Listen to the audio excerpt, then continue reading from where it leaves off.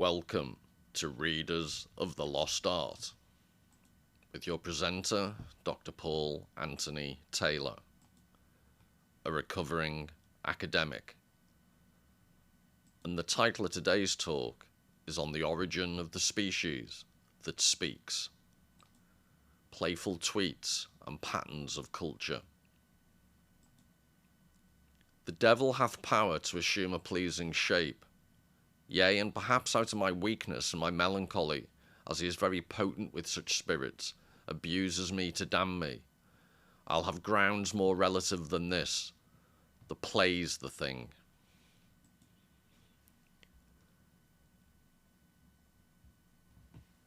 Hi everybody, and I wanted to just explain my choice of thumbnail, because it's partly tongue-in-cheek, but also it relates to some of the key themes of the talk.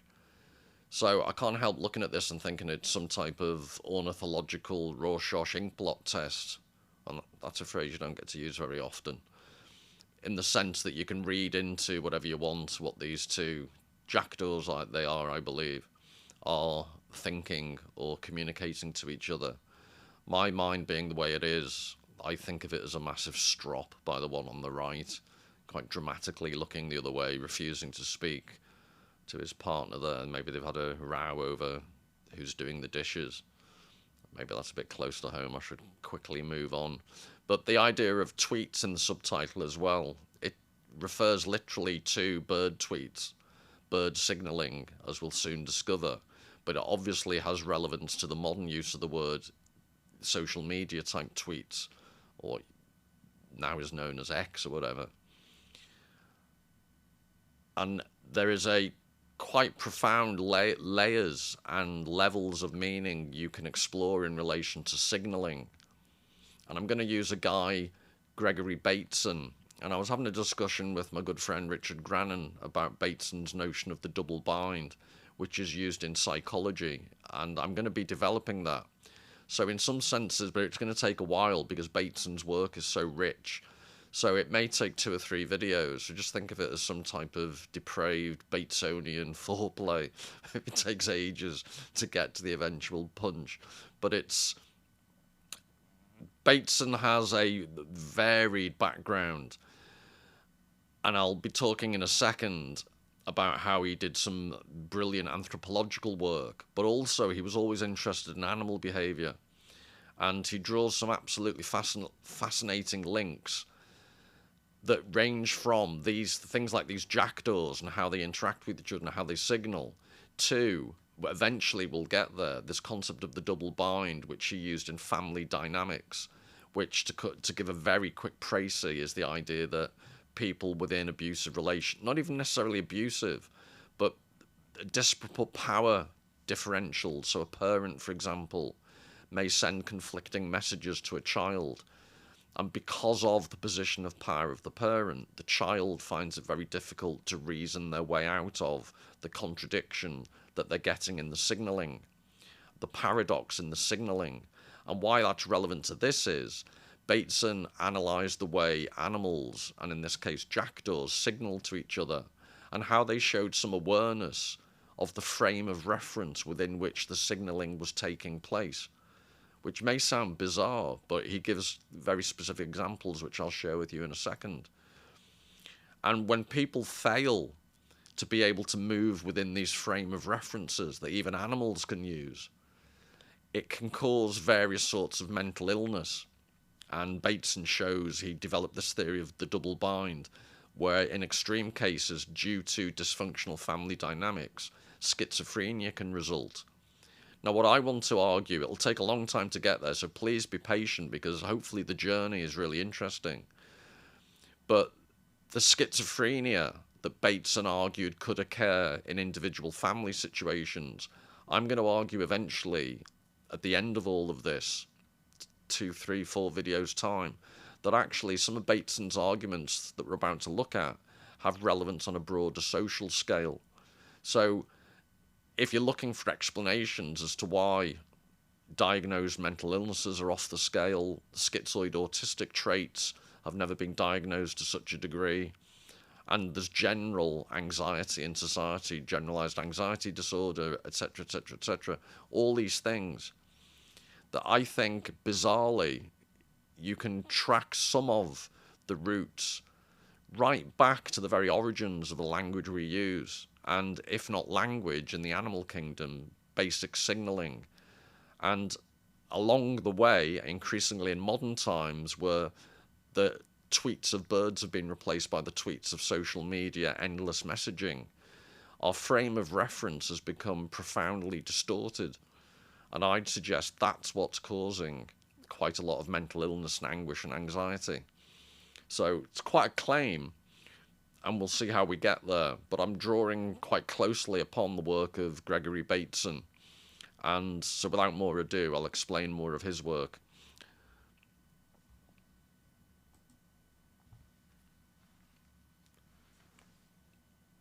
So this is what from one of his later works, A Sacred Unity, Further Steps Towards an Ecology of Mind.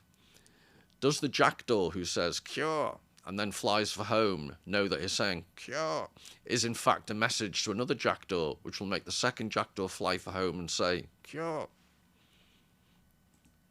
The question became, does jackdaw number one have use of the information? My saying, "Cure," will affect jackdaw number two. Actually, there are various symptoms or indications that can occur only if jackdaw number one does have that piece of information. That is, as you can see, not a question about consciousness. It is a question about what information you can use. Does jackdaw number one know? Do jackdaws know that their messages are messages? Yes, and I didn't find that made me look silly or sound silly at all, imitating a jackdaw. So it sounds quite bizarre that he's using jackdaws to discuss the concept of messaging and signaling. But as you can see, it actually reaches deep down into what we'll eventually find are prehistoric modes of thinking that have been enculturated or absorbed into human cultures in various shapes and forms so that we no longer have to consciously think about it. So it's not the same as the Freudian subconscious, but it's the notion that in human culture we have condensed ways of thinking that have become unconscious because they've been turned into useful habits. And that's something I'll keep coming back to. So this is more information development. It's from a different, you can find this online if you look up the reference at the bottom. But Bateson recounted the incident when the ethologist, an ethologist is someone who studies animals in the natural environment, when the ethologist Conrad Lorenz heard the sounds of jackdaws on the roof of his house. Lorenz was studying the jackdaws and recognized the sounds of fighting. Hurrying outside to see what was happening, Lorenz was surprised to find that no birds were actually fighting. Instead, a bird he knew as Old Bill was making fight noises, essentially talking to himself about fighting. So it's basically like the equivalent of an old bloke at a bus stop mumbling to himself. None of the other birds seemed disturbed by this. What was intriguing to Bateson about this anecdote was that there seemed to be a piece of information that the jackdaws were sharing that allowed them to understand that this was only noise about fighting. Here was an indication that animals recognized a signal as a signal. Many things become possible, Bateson stated, when you have the meta-information that this signal is a signal. Well, I never studied classical languages, but I think meta in Greek is beyond or behind, and in English it's mostly used to refer to things that transcend or go above. So it's this notion of meta-information is crucial later on, because using this very basic example of birds initially, think how much more complicated the frames of reference that human beings create when they communicate with each other could be.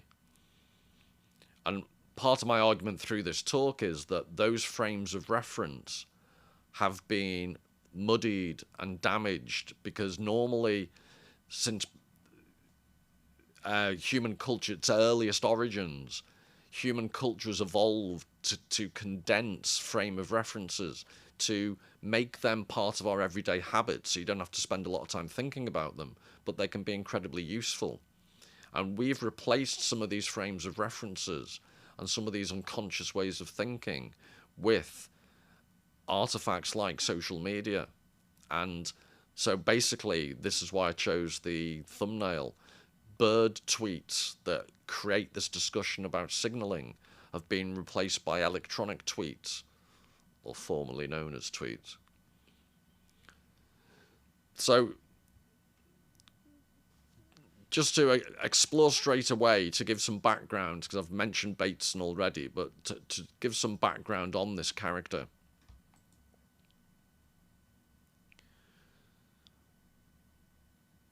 So there's a biography or two out about him. He was an absolutely incredible guy, and it's quite, I'm not sure tragic is the word, but he came from his father. And it's a while ago since I read this stuff, so forgive me if I make any mistakes, but you can easily check online. But his father was the first professor of genetics, because it was a budding field. So he was a very famous, very well-known, important scientist. And he was the youngest of three brothers, Gregory. His first brother was killed in the First World War, and he was the great hope for his father, the important scientist. He wanted him to follow in his footsteps. So then all the pressure of his father went on to the second son, the older brother, the remaining older brother of Gregory. And he was quite highly strung, and I think he felt under a lot of pressure from his father, and then also had a failed love affair. Some woman spurned him, and he tragically committed suicide on the back of this. So that left Gregory, and Gregory always apparently felt the pressure of his father to be this big scientist. And when he got the chance, he actually he wanted to do something intellectual, but he didn't want to imitate his father or follow in his father's footsteps. So he was offered the chance to go to Papua New Guinea and do some ethnographic field work to study a tribe that I think Bateson called, I'm trying to remember, the Yatmal, a capital I, A-T-M-U-L, and I think it's pronounced Yatmal, but which refers to a linguistic community in that area, but I don't think they ever referred to themselves as Yatmal. It was a term, linguistic term, of closely related languages that Bateson used to describe them. So this was his book Naven, which I'm not sure it's still in print, but it was originally published 1936, and he did a fascinating postscript or epilogue in 1958, which, with the advent of 22 years, he reflected upon the significance of the work he did, which he didn't fully realise at the time. So if you can get hold of a copy, even if you only read the epilogue from 1958, it's a brilliant insight into what he retrospectively learned, because at the time he's doing this work amongst this headhunting tribe. They'd only just recently, luckily, stopped headhunting. But Naven is the word used to describe the various... They had rituals for absolutely everything. And whenever someone, so traditionally, if anyone had killed, homicide was the most valued activity, which is nice to know. But if anyone killed anyone, a warrior killed someone, they'd have a ceremony, a Naven, this type of heavily complex ritual. But all the way through the society, when something happened for the first time, so if a child did something for the first time, there'd be lower level rituals that the mother typically would perform. And all the way through the society, there were these Naven rituals that Bateson described. And we'll see as we go along why in that society, with such rich rituals, it fascinates me the extent to which in contemporary society we have largely got rid or diluted or decaffeinated, however you want to phrase it, lots of our rituals. So whilst we're technologically an incredibly complicated society, actually, compared to so-called primitive societies that had much more complex rituals, there's an interesting question there. What is the consequence of eradicating large amounts of ritual activities from your society? And that's one of the things I wanted to think about today. So later on, I'm giving you, these aren't all his works, but I'm giving you some of the key highlights. So in 1951, he did, with a colleague, he wrote this book, Communication, the Social Matrix of Psychology. So both in Navin and this book, it's relationships rather than just basic causality. He was fascinated by the role of relationships and interactive relationships and the situations they create. And that led him to think of this notion of ecology of mind. So the complex interactions of an ecology, he then started thinking about in psychiatric terms. And this particular collection, which is, they've reprinted it, it's available. And in the description, I'll be giving you, to check it out, there's an online PDF of the whole book. So if you have a browse and it takes your fancy, the book, a more modern reprinting, can be purchased these days. But you can see from just the collected essays, they're in anthropology, psychiatry, theories of evolution, and epistemology, in other words, theories of knowledge. So it's really wide-ranging, which both makes the book a brilliant and, for some people, I guess, quite frustrating read, because it's not quite clear where he's going. And then posthumously, I think, he died in 1980, his daughter, Margaret, I think it was, Margaret Bateson, he had quite a lot of notes. He'd started looking at, it's not really theology because it doesn't really fit with traditional notions of religion, but increasingly he started to investigate the concept of what he called the sacred, which was a type of immanence, the I'm using worse words rather than trying to explain immanence, but being everywhere. He had this notion of some type of universal intelligence that lies behind all matter, was where he started leading his thoughts to. And for want of a better term, he called it sacred. And I think he saw in the prevalence in so many cultures across human history, most cultures, nearly all, have some sense of the transcendent or the sacred. And he explored why that might be so.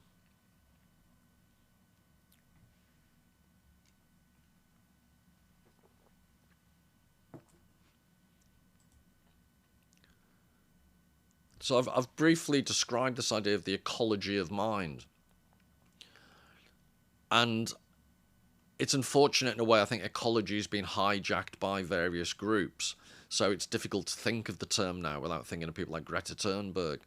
But in terms of ecology of mind, I think if you focus more upon the notion of it's about complex interrelationships and interactions. So Bateson was very much against thinking of mind, psychiatry, and any social phenomenon as strictly causal, so A to B to C. He saw it as a much more complex interaction of events and phenomena, and I'll be giving you specific examples of this. So the Navin rituals I've mentioned, that would be in primitive, so-called primitive societies, this presence of ritual. And I keep promising, and I will do it, there's a classical scholar, Richard Seaford, who has studied ritual in ancient Greece. So in a more Western cultural perspective, ritual at the origins of Western culture was incredibly important. Nietzsche, in Birth of Tragedy, writes about our lost rituals of dramatic rituals from the origins of Greek theatre, the tragic, the performance of tragedies that he argued had a profoundly complex, layered element to them that we've largely lost. Another aspect of this ecology of mind was the concept of schismogenesis, which sounds a big mouthful, but it was basically the way in which the rituals he observed in Papua New Guinea. Schismogenesis describes the way in which the interrelationships between people, and I'll explain the concept in detail in a second, but rituals serve to moderate what could get out of control, what could be friction and conflict between different groups of people. Ritual mediates them. I've mentioned earlier the double bind, this idea that in family dynamics in Western societies, because we don't have, arguably, or perhaps because we don't have such well-developed rituals, more dysfunctional processes set in. So people can feel trapped in contradictory and paradoxical situations which they have no way out of, which can cause mental illness.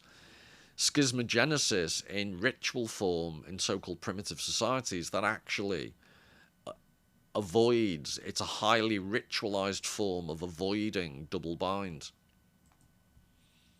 And the extreme consequence of double binds, or contradictions you can't find your way out of in a family dynamic context, Bateson argued with a team of colleagues, it was his way of interpreting the phenomenon of schizophrenia. Rather than seeing it as a biologically based or chemically based phenomenon, he actually traced it in his theory to family dynamics.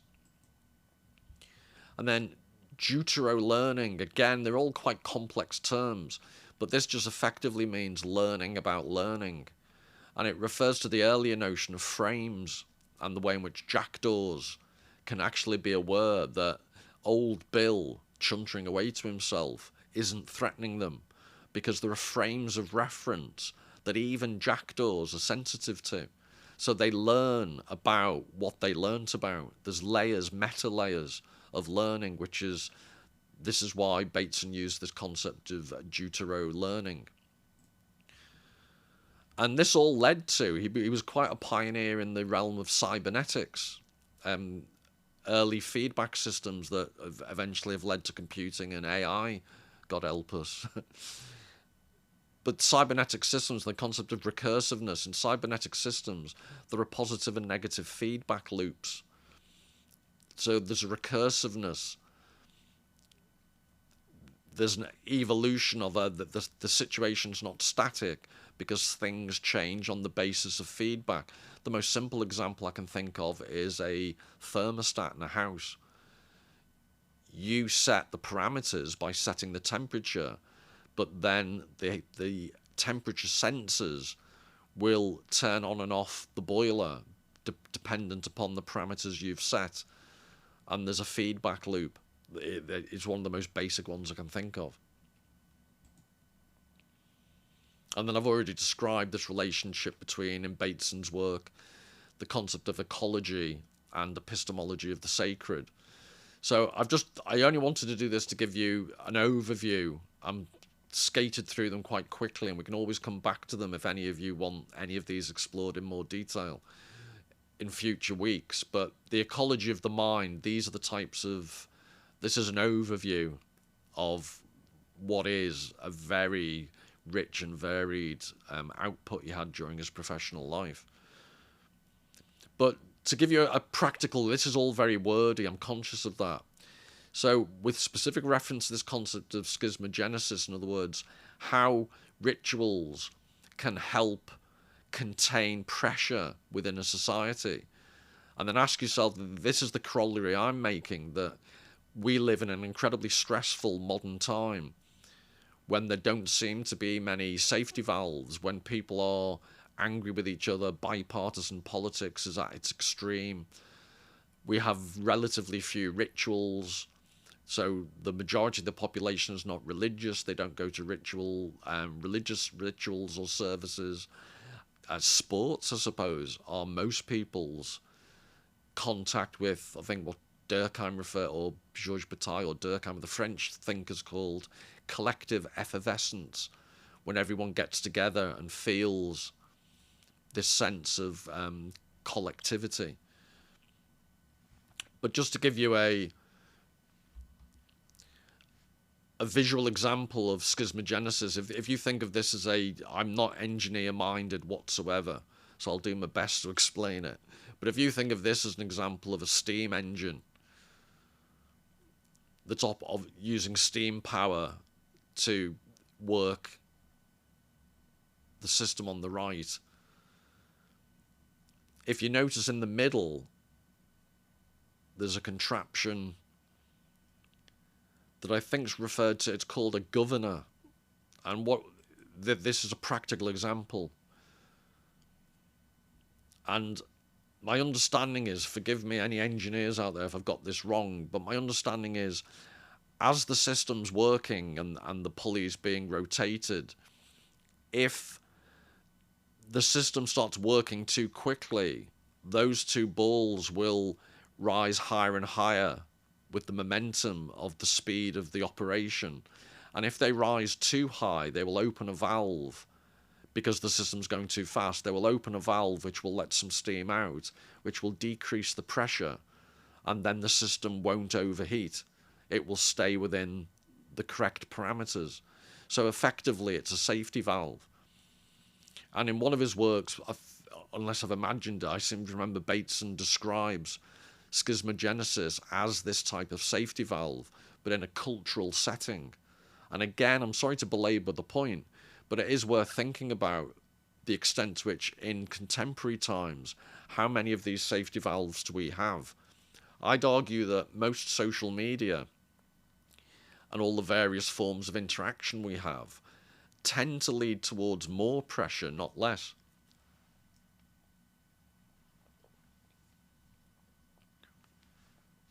Or maybe I'm just overcompensating for my aggressive personality, but it strikes me that online environments are probably the opposite of this safety valve. I don't think that's a particularly, extravagant statement to make.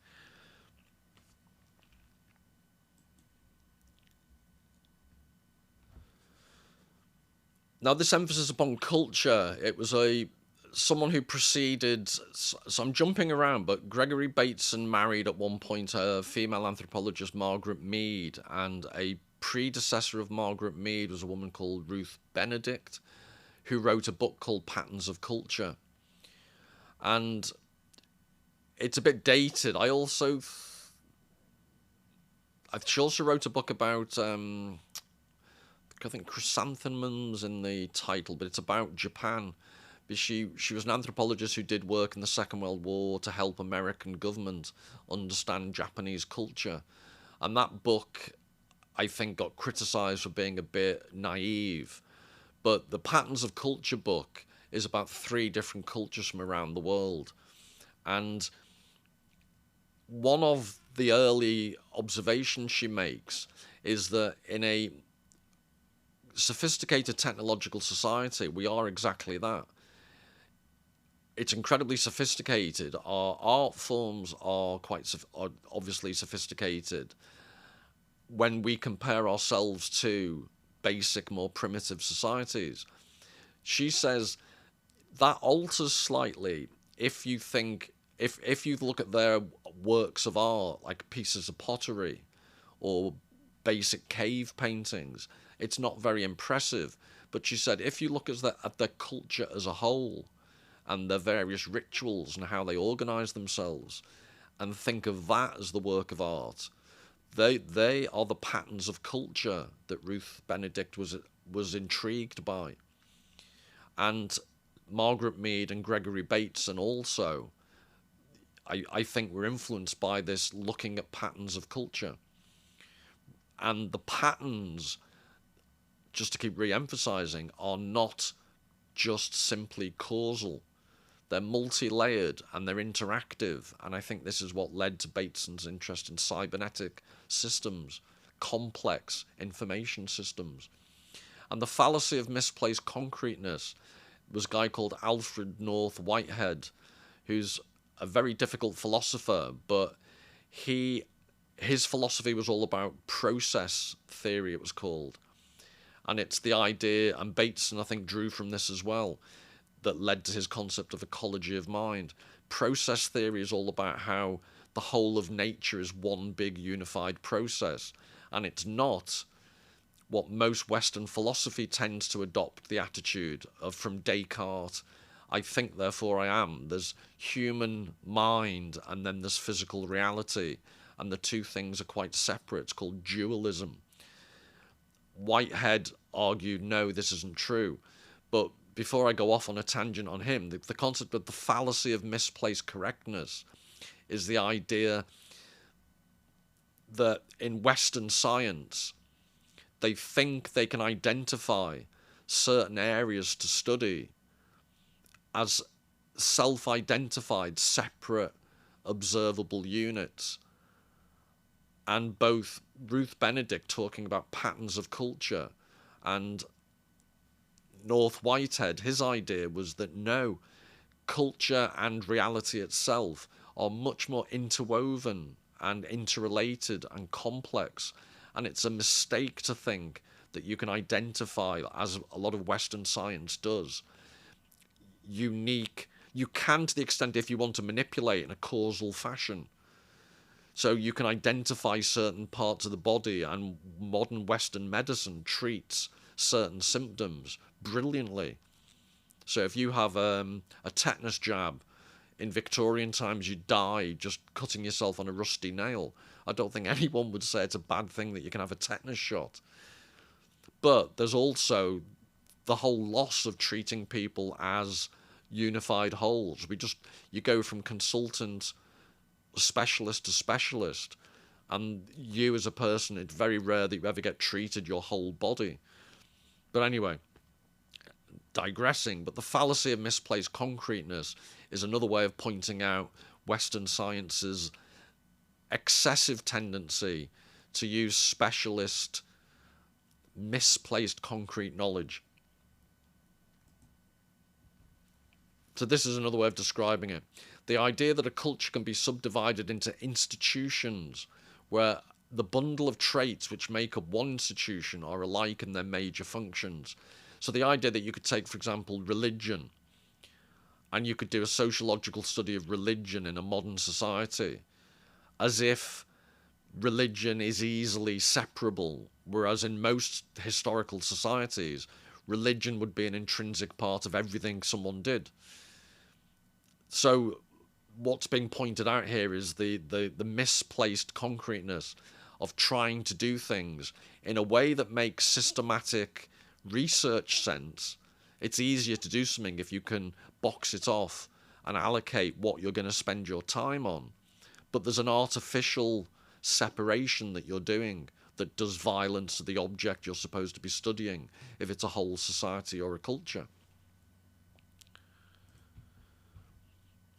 And why I've banged on about this, apologies it's taken a while, but I think this is important.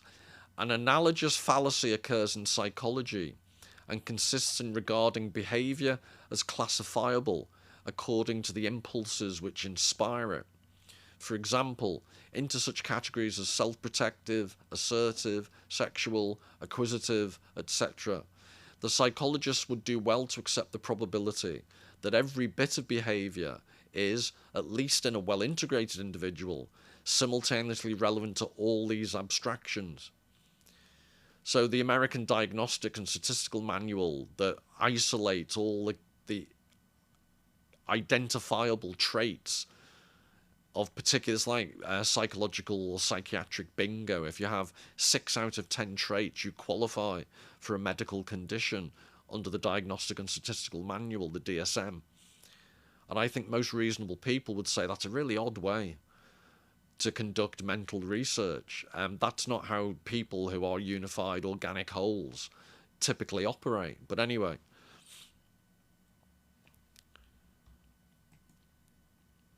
we come back to this notion of schismogenesis because I'm trying to show here, and if you knew how technically inept I am, for me to get the arrows to go in all different directions almost gave me a brain aneurysm.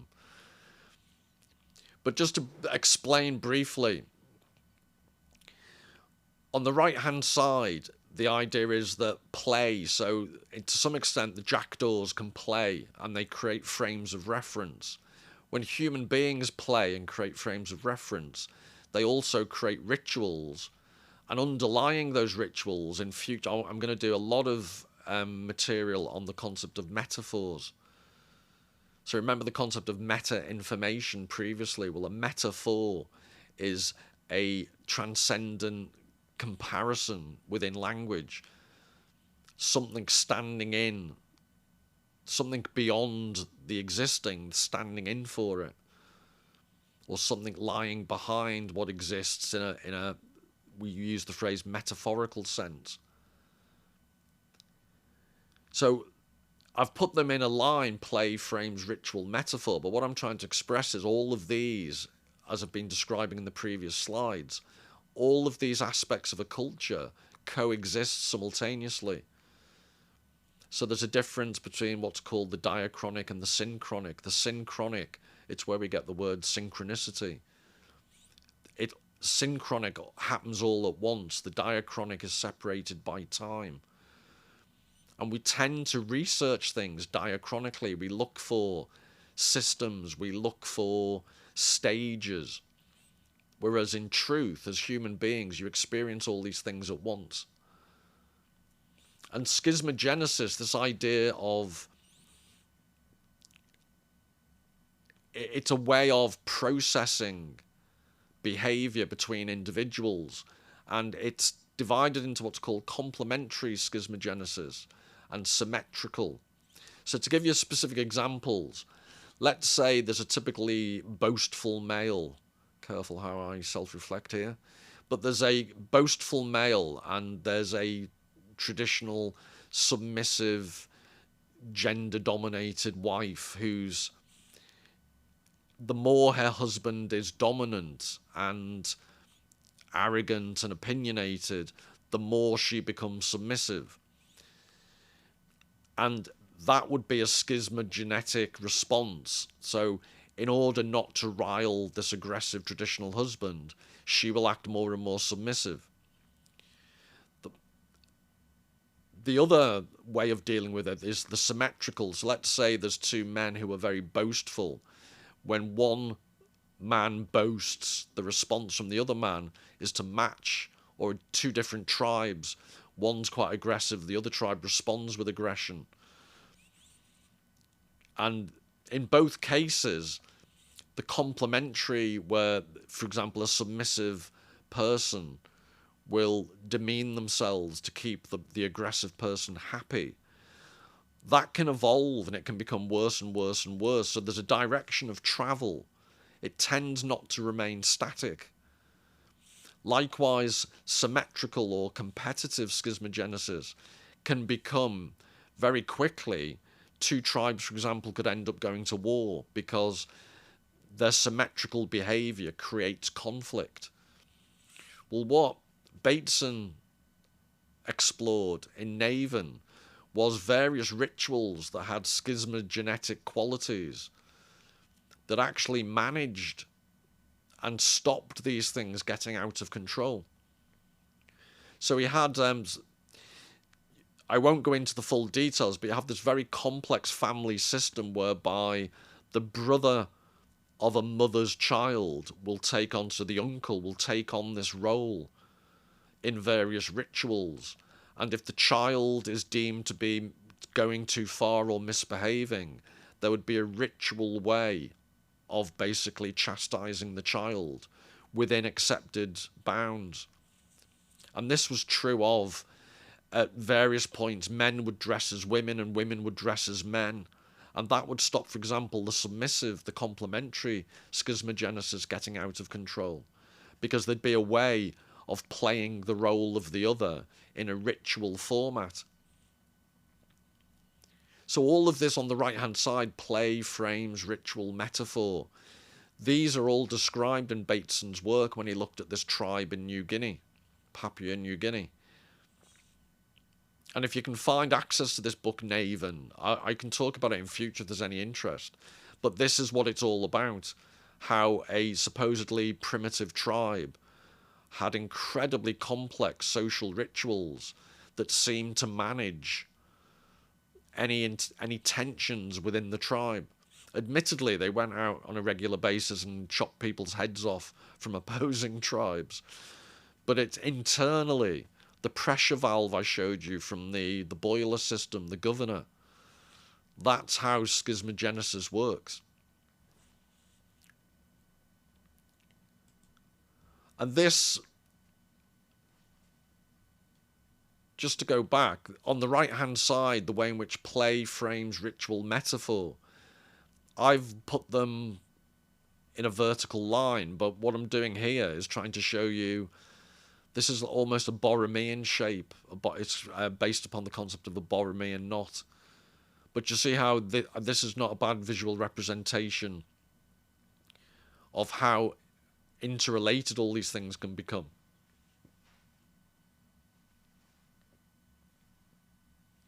So I'm suggesting this would be a great way of thinking about how a complex culture makes everything interrelated, whereas in Western society we tend to think of someone studies psychology, somebody else will study anthropology, someone will study medicine, but culture, as it's lived and experienced in ritual form, all of these things combine.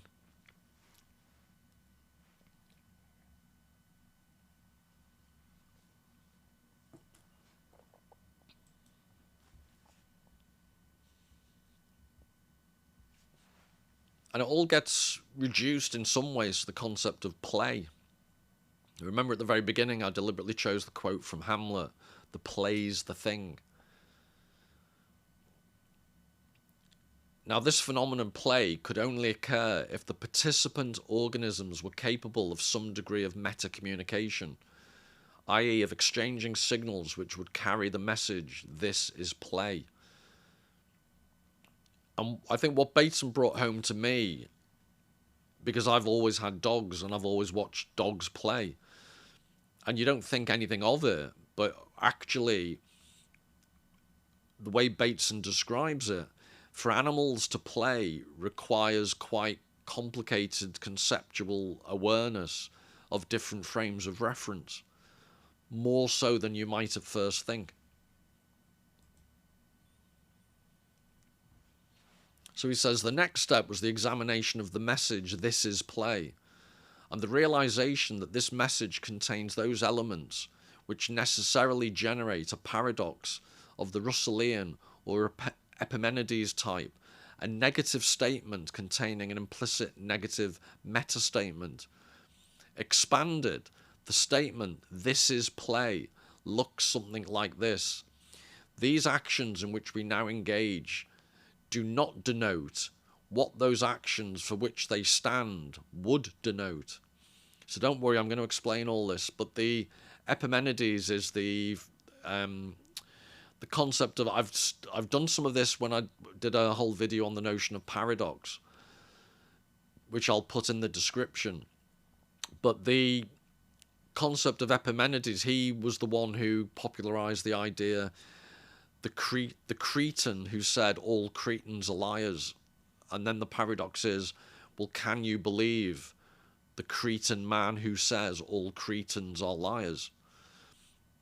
There's an immediate paradox there. And the reference there to Russellian is Bertrand Russell had this notion of the logical theory of types, and it was a way of avoiding paradoxes by logically excluding different categories of thought. But it should become clearer with specific examples. So we now ask about the italicized words for which they stand. We say the word cat stands for any member of a certain class. That is, the phrase stands for is a near synonym of denotes. If we now substitute which they denote for the words which they stand in the expanded definition of play, the result is these actions in which we now engage do not denote what would be denoted by those actions which these actions denote. Which sounds that this all sounds incredibly ridiculously complicated. But what's interesting about that is he's trying to put into logical terms what Bertrand Russell would, what animals actually understand intuitively. So I apologize if you find all this really like convoluted and difficult, but that actually perversely proves a certain point. Animals are going through not necessarily these mental cogitations. They're not understanding the various stages, because they don't have to. They have a very intuitive, implicit understanding of different frames of reference and different levels of denotation, which he sums up quite helpfully here. The playful nip denotes the bite. So you're assuming two dogs are just playing, which I see mine all the time. The playful nip denotes the bite, but it does not denote what would be denoted by the bite. So it's like a fake bite. And if you see two dogs play fighting, there often comes a point when one of them will go just that little stage too far. And then they tend to have, I don't want to get into references to bondage and sadomasochism, but dogs seem to have an equivalent of a safe word. When there'll be a particular pitch of snarl, or they'll show so many teeth that the other dog realizes they've gone too far, and they've gone beyond the frame of reference appropriate to play. Quickly moving on. And this is back to Bertrand Russell's philosophical idea. According to the theory of logical types, such a message is of course inadmissible, because the word denote is being used in 2 degrees of abstraction, and these 2 uses are treated as synonymous. But all that we learn from such a criticism is that it would be bad natural history to expect the mental processes and communicative habits of mammals to conform to the logician's ideal. Indeed, if human thought and communication always conformed to the ideal, Russell would not in fact have formulated the ideal. So this is just a long-winded way, but again, the long-windedness paradoxically demonstrates the paradox whereby animals don't have to go through all these logical computations that Bertrand Russell, the world-famous Western philosopher, did. He had to try and avoid paradoxes by creating this theory of logical types, which is basically this idea that a member of a class is not the same as the class itself. So the concept of a book isn't the same as an individual book. So the class of books, everything that qualifies as a book, wouldn't be in the mathematical set everything that is a book. And I'll show you in a second, paradoxes arise when there's a failure to distinguish between levels of abstraction.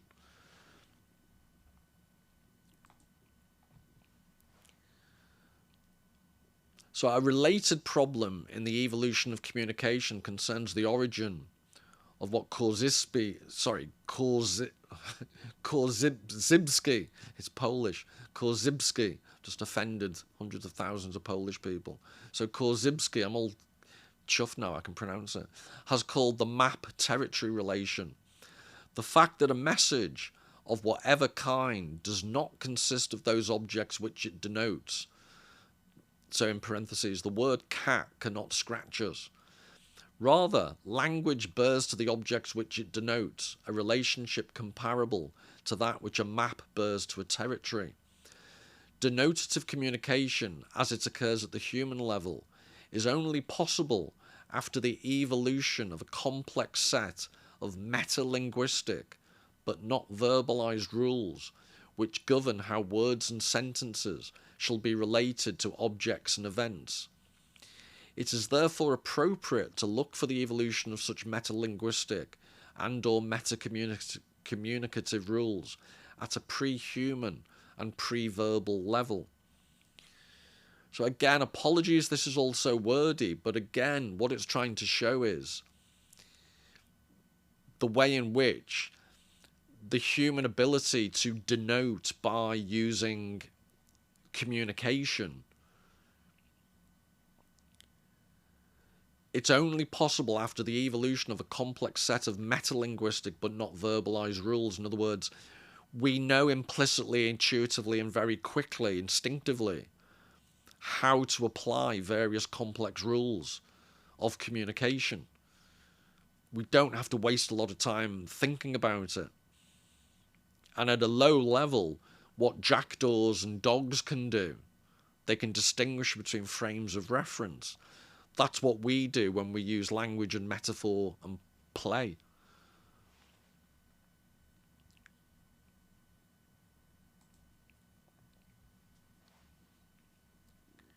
So it appears that play is a phenomenon in which the actions of play are related to or denote other actions of not play.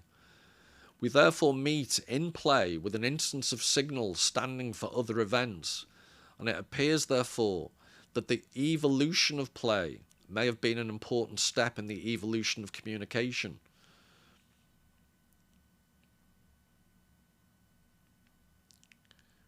And why I've gone on and on about this, and apologies if I've over-belaboured the point, but this idea that the evolution of play may have been an important step in the evolution of communication, this all brings me to the major theme of the channel, of the importance of art, whether it's written literature or visual art. I'm suggesting that that is at quite an advanced level. Art and literature represent animal play at a much higher level. And what Bateson's arguing is the whole evolution of communication and thought is premised upon the playful recognition of frames of reference that animals can do, but human beings can do at an exponentially more sophisticated level. So that's what art and literature are great at. And this chimes in with my previous videos by Ian McGilchrist and left brain, right brain. Everything that's been spoken about, this recognition of different frames,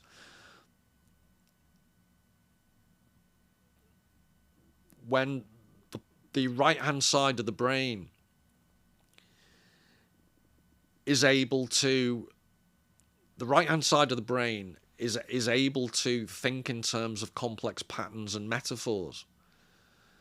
The left-hand side of the brain that McGilchrist tracks out in two huge books, The Matter with Things, the left-hand side of the brain is much more causal. It only looks at easily graspable patterns. This is what I was talking about before. Western science tends to be what's quantifiable, what's readily identifiable and you can separate out. That would be the left-hand side of the brain, that tendency that has its place. But the right-hand side of the brain is much more nuanced and akin to the types of play action and the recognition, the intuitive recognition of different frames of reference. All the examples I've been giving that are important in ritual, metaphor, play, patterns of culture.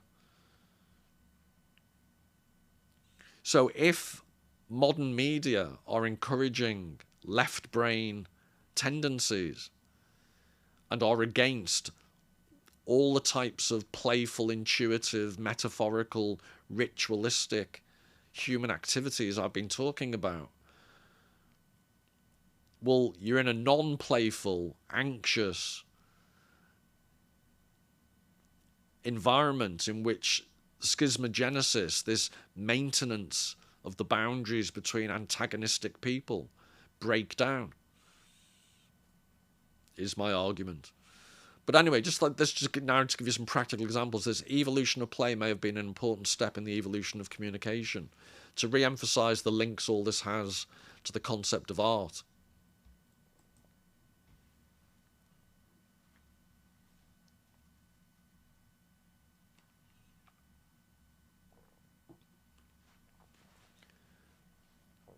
So René Magritte would be perhaps one of the best examples of an artist who plays with constantly frames of reference.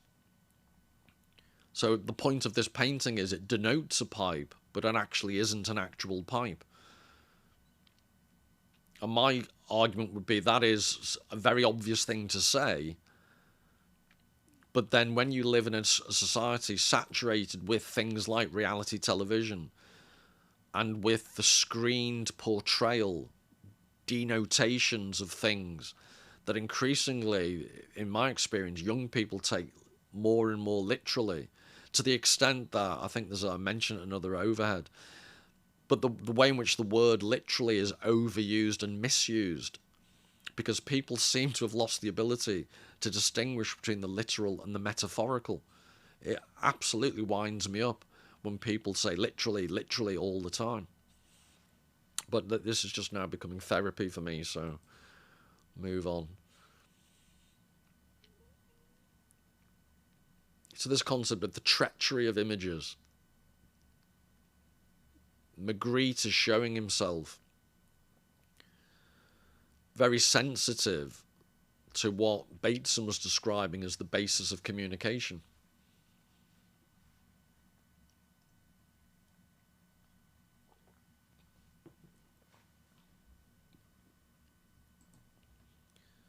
Now, in terms of ritual, labile just means changeable. So ritual is a labile frame, liable to change. So in the Andaman Islands, peace is concluded after each side has been given ceremonial freedom to strike the other. This wouldn't be a good idea if I was involved. This example, however, also illustrates the labile nature of the frame. This is play, or this is ritual. The discrimination between map and territory is always liable to break down, and the ritual blows of peacemaking are always liable to be mistaken for the real blows of combat. In this event, the peacemaking ceremony becomes a battle. So when I showed you the governor, the mechanism on a steam engine to control excess pressure, ritual plays that role, but it's not perfect. You get someone like me saying, right, Paul, you can have the first whack. And as I decapitate my opponent, it all kicks off. Sorry, I shouldn't laugh. Paradox is doubly present in the signals which are exchanged within the context of play, fantasy, threat, etc. Not only does the playful nip not denote what would be denoted by the bite for which it stands, but in addition, the bite itself is fictional. Not only do the playing animals not quite mean what they are saying, but also they are usually communicating about something which does not exist. At the human level, this leads to a vast variety of complications and inversions in the fields of play, fantasy, and art. So again, just re-emphasizing that what animals do in play, human beings doing art and ritual and metaphor, all these things that I'd argue a non-literate, non-artistic society is losing more and more. Remember previously I said about it's like an ecological disaster. It's like an oil spill. And literacy and art, all these things are like the coral reef that's had a load of oil drums battened onto it.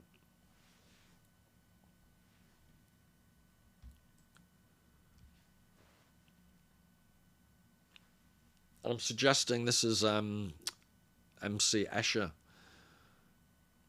But this is the way art responds to different frames of reference. Its art comments upon its own frames.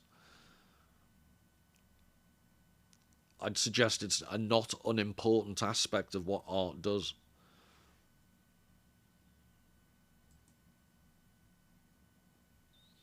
Always reminds me of Neil Diamond. Hands, drawing hands. Fond memories of my karaoke days.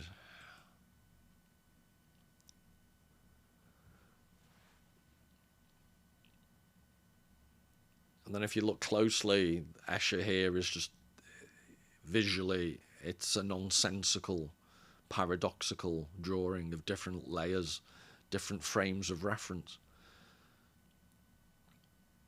And the point to be made is Bertrand Russell cannot accept within the theory of logical types these type of conflicting, simultaneously existing, separate frames of reference aren't allowed to exist in Russell's theory of logical types. But the point is, art isn't logical.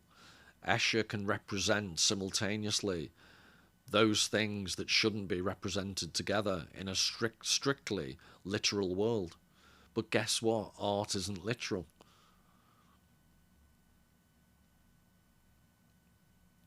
So in some senses, you could call the whole of art the relativity lattice, would be a nice description.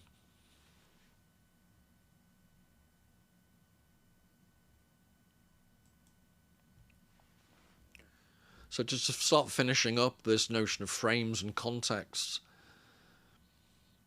in Bateson's work, he draws attention to the idea there's a primary process, which is the inability to distinguish between some and all.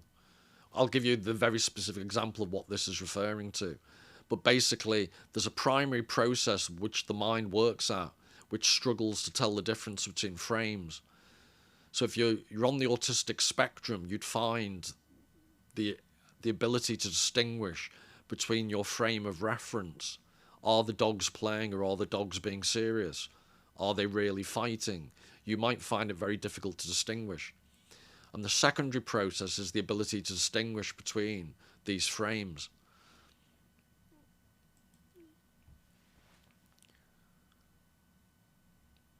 So this is Bateson again. What has previously been said about play can be used as an introductory example for the discussion of frames and contexts. In sum, it is our hypothesis that the message, "this is play," establishes a paradoxical frame comparable to Epimenides' paradox. In other words, all Cretans are liars. Do you believe the Cretan who tells you that? So this is just a very practical example.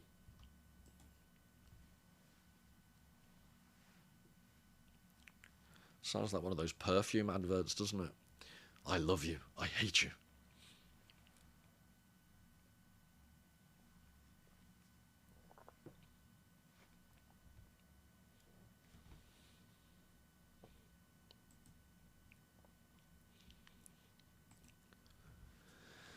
So the first statement within this frame is a self-contradictory proposition about itself. If this first statement is true, then it must be false. If it be false, then it must be true. But the first statement carries with it all the other statements in the frame. So if the first statement be true, then all the others must be false, and vice versa. If the first statement be untrue, then all the others must be true. So that should be clear. But just to... the problem that is created within logic, so this is why Russell had to create this logic of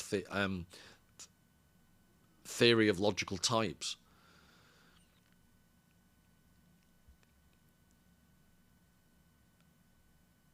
The problem is all statements within this frame are true. When that statement is used to apply back against itself because it is within a visual frame, that's when the paradoxes arise. And what Russell did with his theory of logical types is you're not allowed, when you make a statement, the statement isn't allowed to reflect back upon itself. In other words, a class of objects can't belong within the set of those objects themselves. He has to make this distinction to avoid paradoxes.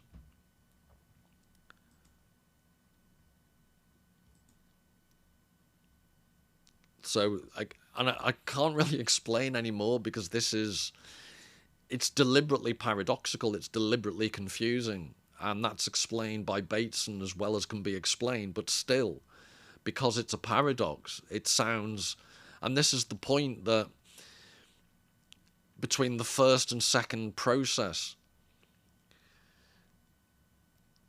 if you lack the ability to distinguish, if you go back to that,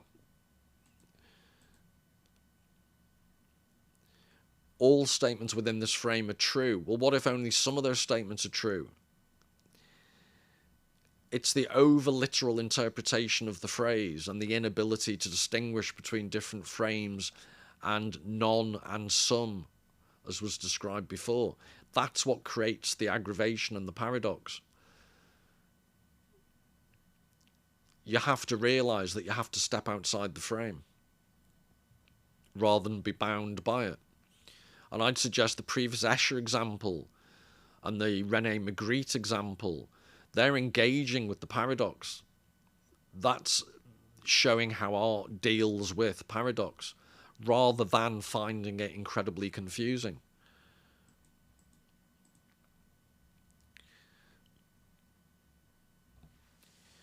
So with regards to that frame again, the logically minded will notice a non sequitur. It could be argued that even if the first statement is false, there remains a logical possibility that some of the other statements in the frame are untrue. It is, however, a characteristic of unconscious or primary process thinking that the thinker is unable to discriminate between some and all, and unable to discriminate between not all and none. It seems that the achievement of these discriminations is performed by higher or more conscious mental processes which serve in the non-psychotic individual to correct the black and white thinking of the lower levels. So this was the point I was making. It seems that the achievement of these discriminations is performed by higher or more conscious mental processes which serve in the non-psychotic individual to correct the black and white thinking of the lower levels.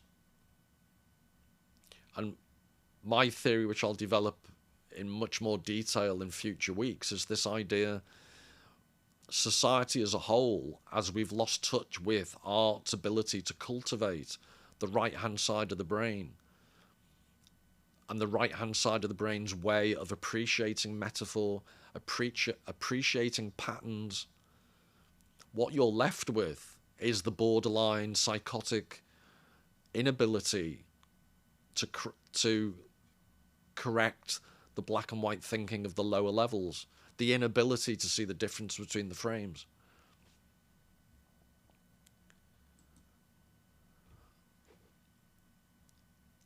And then I'm going to look at the concept of metaphor. It's so rich and complicated.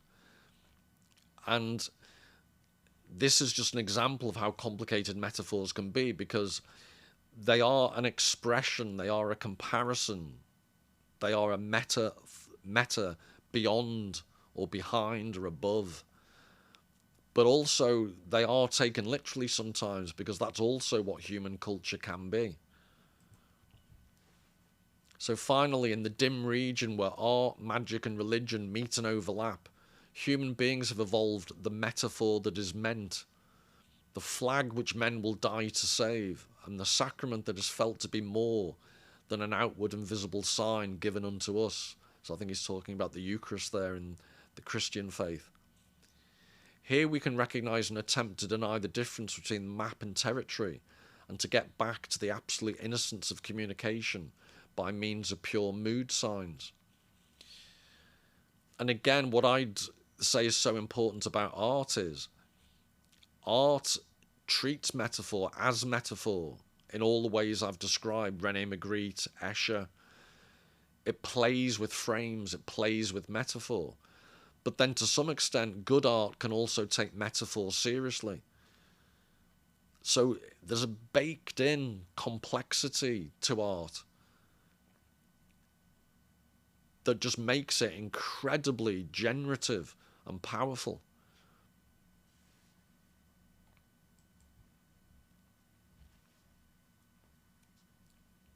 So just to summarise again and to recap slightly, this idea that plays the thing. At the very beginning, I quoted Hamlet. But this idea that, in that case, literally the play of Hamlet isn't just a play. In some senses, the plays the thing goes directly to one of the key roots of human expression, human communication.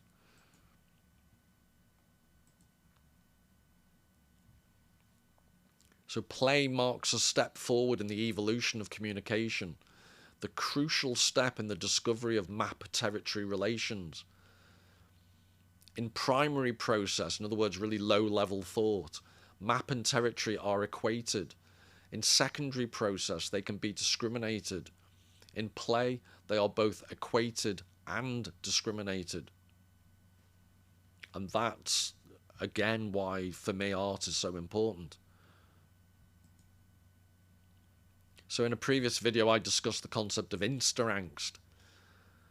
People are anxious. Generalized anxiety is widespread. Young generation have never been so anxious. And the idea of interangst is the role that social media play in that. And I've referred, the idea, the number of times I encounter people saying literally, literally all the time.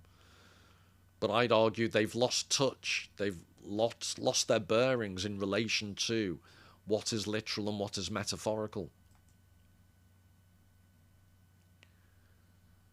So the concept of fantasy and identity, increasingly there's an inability to adopt and adapt. So rather than see the world through right-brain modes of thinking, use metaphor, use drama, use visual art, distinguish between frames, be intuitively sensitive to notions of play. People identify, so young kids identifying as badgers or foxes or wolves at school, and for some reason it's tolerated. But they're over-identifying because then I would suggest they've lost the ability to distinguish between frames of reference. There's nothing wrong with having an active imagination, and especially as a child, to fantasize. But to turn up at school and be provided with a litter tray is how far as a society we've lost the capability to manage this relationship of fantasy and identity. And we can't interpret anymore because everything is over-identified with. And that's why, never before has Shakespeare been needed so badly. And yet, never before is it less likely he's going to be taught in schools to any significant degree anymore. Because as the famous Alas Poor Yorick speech, it's a brilliant soliloquy about the different frames of reference between what the skull was and what the skull now is, what the skull represented, the fact that Hamlet himself will inevitably also be accompanying Yorick, the mismatch between how larger than life Yorick was when he was alive and how inert he is now as just a skull. All these frames of reference are effortlessly expressed. And that's why I'd suggest it's such a famous soliloquy. Alas, poor Yorick, I knew him, Horatio, a fellow of infinite jest, of most excellent fancy. He hath borne me on his back 1,000 times, and now how abhorred in my imagination it is. My gorge rims at it. Here hung those lips that I have kissed I know not how oft. Where be your jibes now, your gambols, your songs, your flashes of merriment that were wont to set the table on a roar? Not one now, to mock your own grinning, quite chapfallen? Now get you to my lady's chamber, and tell her, let her paint an inch thick, to this favour she must come, make her laugh at that.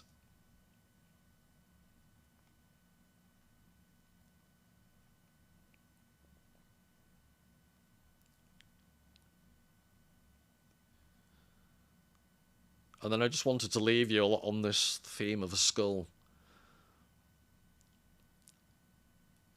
It's why I keep threatening to do some Waiting for Godot. But I do think I don't think there is a frame of reference more important than the one in that speech that encapsulates mortality, remembrance, all these profound, what it is to be a human being, to remember people who've passed before us and to know that that's going to be our fate. But what art allows is to, as with Schismogenesis, it's a way of processing. In Schismogenesis, it's normally your interaction with other people. But in a certain sense, art is a schismogenesis for our interaction with our own mortality.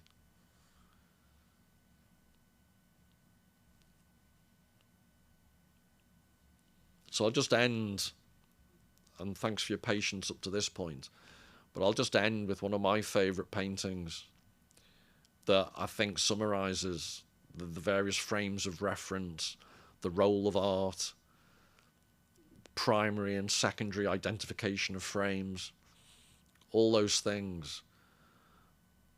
And from one of my favourite artists. So until the next time, all the very best. Cheers.